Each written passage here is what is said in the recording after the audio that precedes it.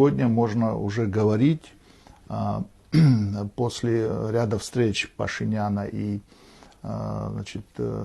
Евросоюзом, и с представителями Евросоюза и Америки в Брюсселе, так можно сформулировать, смене политических международных приоритетов, ориентиров Армении. И недавний вывод миротворцев из Нагорного Карабаха, то есть это еще один такой фактор, наверное, был. Он должен был состояться на год позднее. Да, позднее, да. Он тоже был каким-то сдерживающим фактором, и присутствие России усиливало на Южном Кавказе.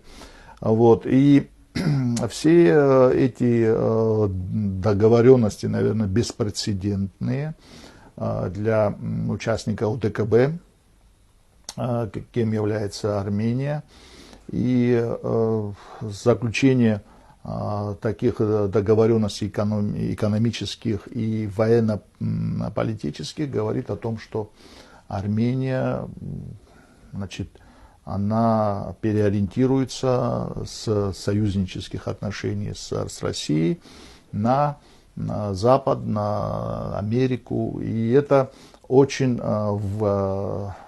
будет влиять на ситуацию на Южном Кавказе.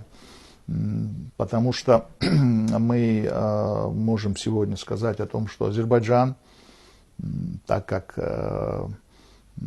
такой военно-стратегический союз с Турцией усилил, и по результатам Карабахской войны усиление присутствия Турции усиливается на Южном Кавказе через Азербайджан.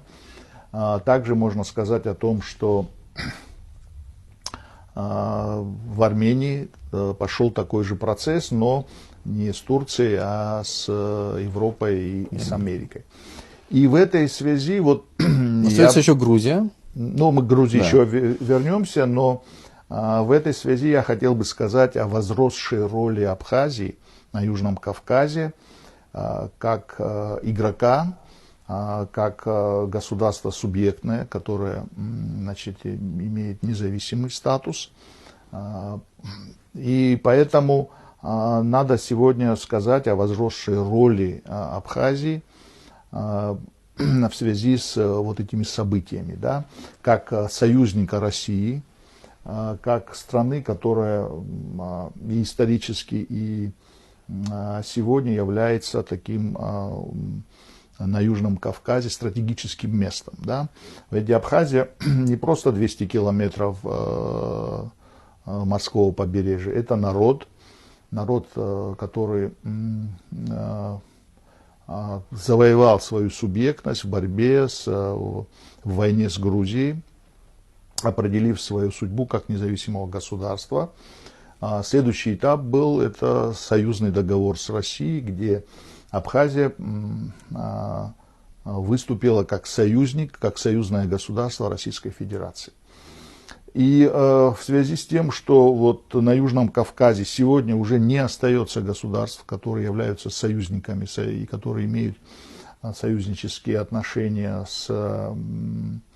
однозначных союзников нет. Да, нету. Есть партнеры, как, допустим, могут рассматривать как Азербайджан. Есть, так скажем, сегодня какие-то потепления с Грузией, продиктованные и экономическими интересами и России, и Грузии.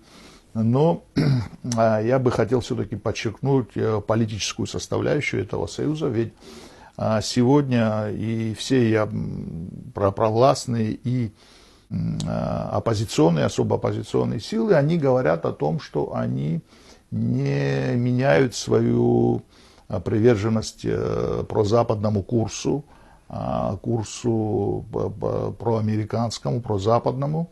И сегодня их отношения с Россией, они продиктованы прагматикой, прагматическим выгодными конъюнктурой сегодня, и экономической, и политической, где они ради этих интересов они имеют отношение. Но с точки зрения, конечно, России, такие шаги, они разумны, они тоже продиктованы прагматическими смыслом. Поэтому, но что касается политической составляющей, то, я думаю, она бесперспективна. Грузия никогда не повернет, значит, свой вектор в сторону России.